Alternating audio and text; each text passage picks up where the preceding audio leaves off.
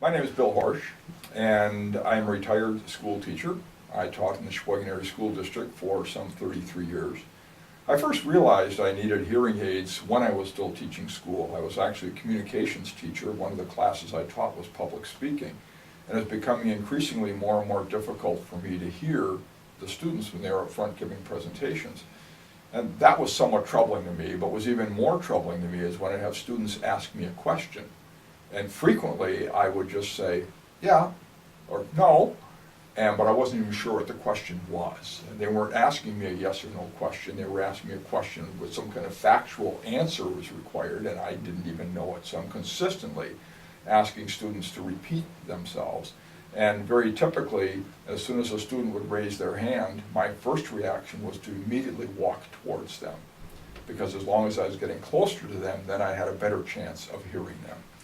And I thought I needed hearing aids. I figured I needed hearing aids, and it was at that point in my life, I think I had 2 years of my teaching career left, so that would have been about 9 years ago. I came to see Sue, and there was no doubt in my mind as to where to go, only because of Sue's reputation. And I'd known of her and known her a little bit prior to my getting hearing aids.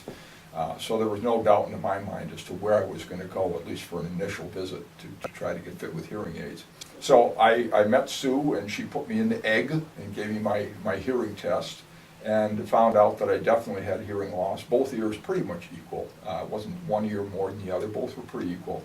And then to me the really interesting part was when she brought my wife in and recorded my wife's voice and found out that there were certain pitches and tones in her voice that were matched identically to the pitches and tones that I was having trouble hearing. So that was my first set of hearing aids, which were great. Made my last couple years of teaching fantastic.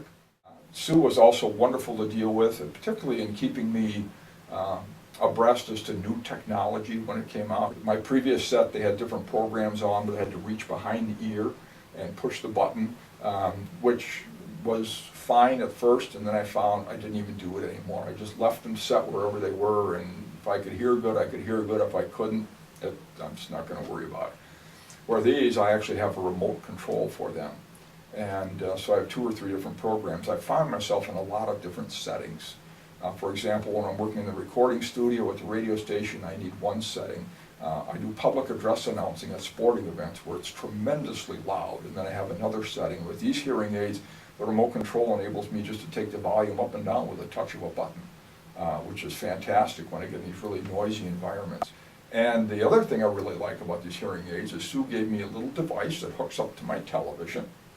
So I can sit and watch TV, and I just push the button on the remote, and the sound from the TV comes directly into my hearing aids.